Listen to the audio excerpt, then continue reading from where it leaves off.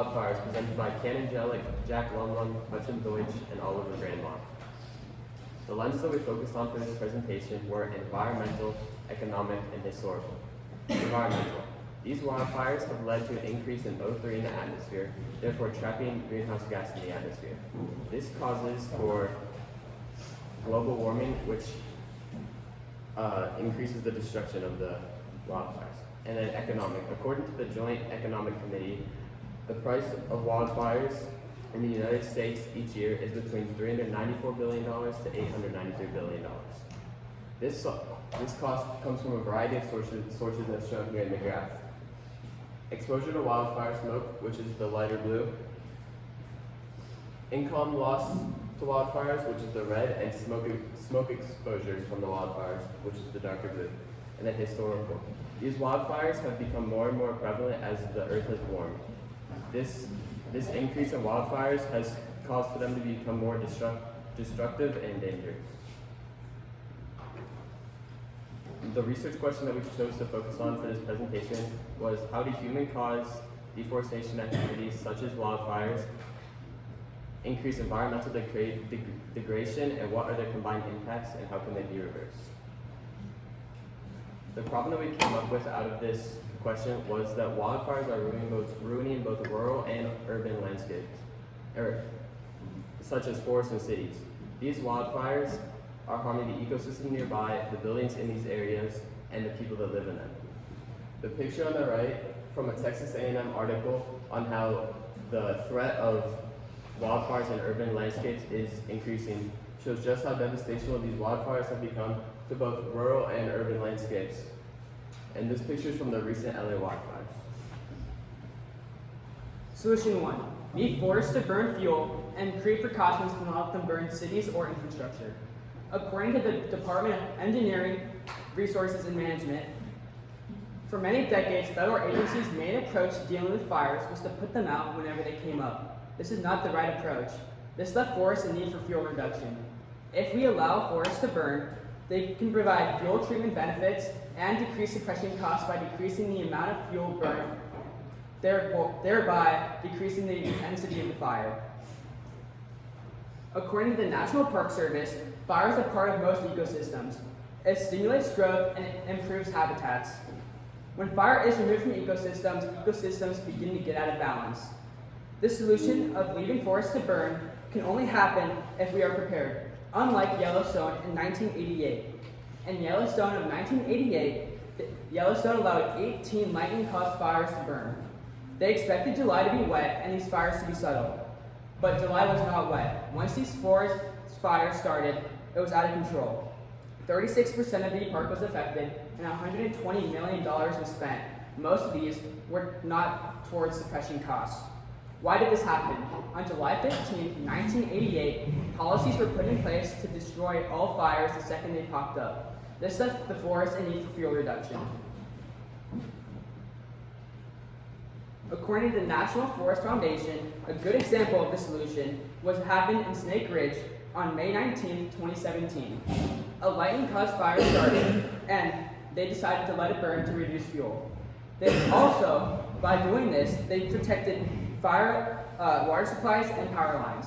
They did this by creating prescribed fires around the areas and being prepared when the fires came to these areas. Solution 2 to our problem is to have countermeasures prepared beforehand and readily available to eliminate these fires before they become too big and uncontrolled. In Hart Prairie Preserve in Flagstaff, Arizona, they are burning trees and taking away trees to create fire lines in non-flammable areas, as shown in this image, where everywhere around the red circle is the non-flammable area. This is usually done in areas where fires are common or predicted to happen because they stop the spread of fires and can protect certain areas, as shown here. This is an example of prerequisite countermeasures working to contain and eliminate fire risks.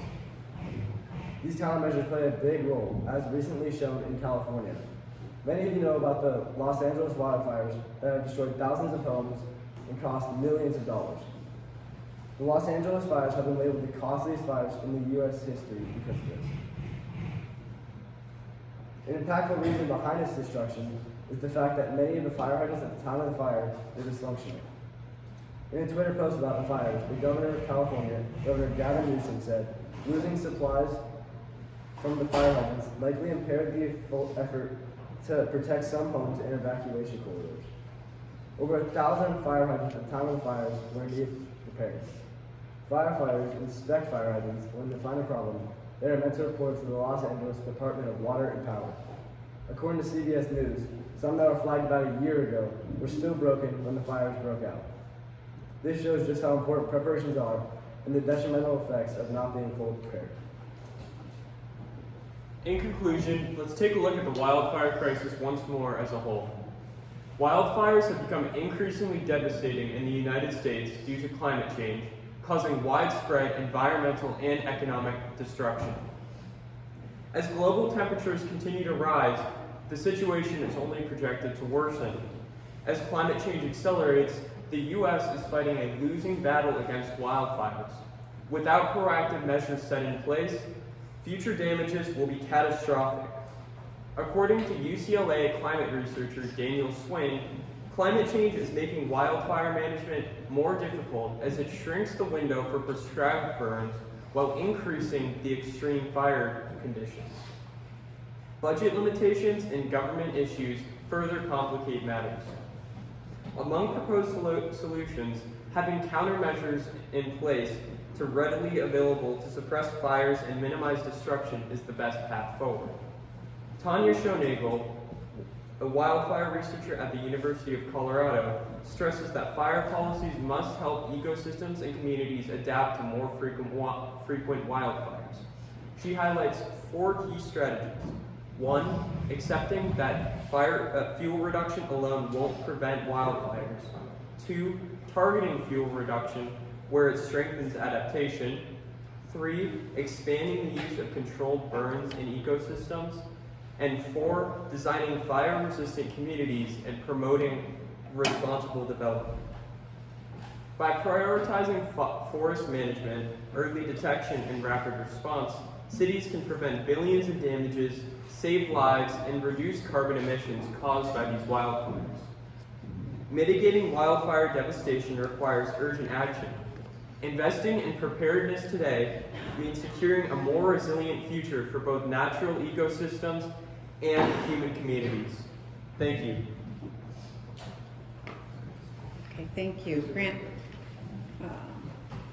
Oliver, I'm going to start with you.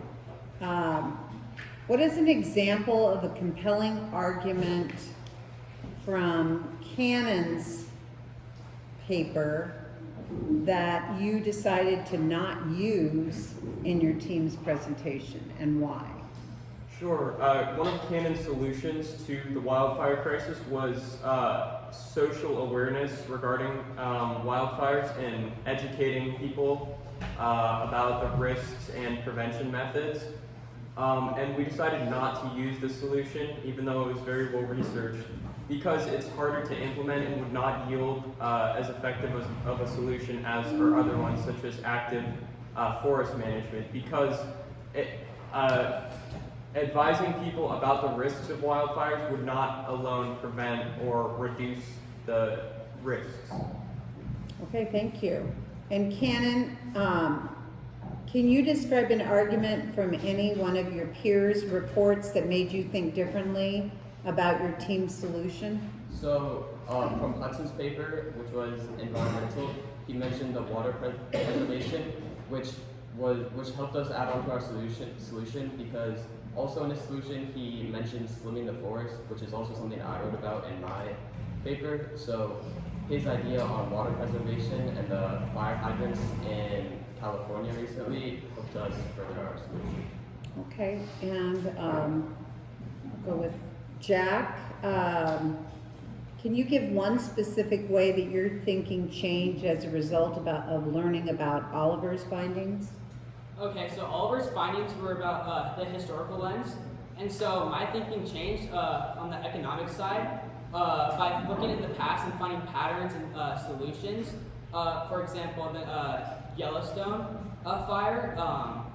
Oliver just did a lot of research about past fires and how they've been getting increasingly worse, and I've just been looking at how our forest management has changed throughout the years, and in the first solution on how in Yellowstone they were experimenting with new ways to prevent these fires, and then in Snake Ridge they ended up successfully putting out the fire correctly with the right methods. Okay, thank you. And Hudson, what is a way in which your team's resolution makes you think differently about your own research? So my team basically said that, like, the best solution would be my solution that I stated, which was thinning forests and better water preservation. I talked about that in mine, but it also, like, I did more research for this than I had before because Cannon talked about the forest and I only talked about the water in my paper. Okay, thank you.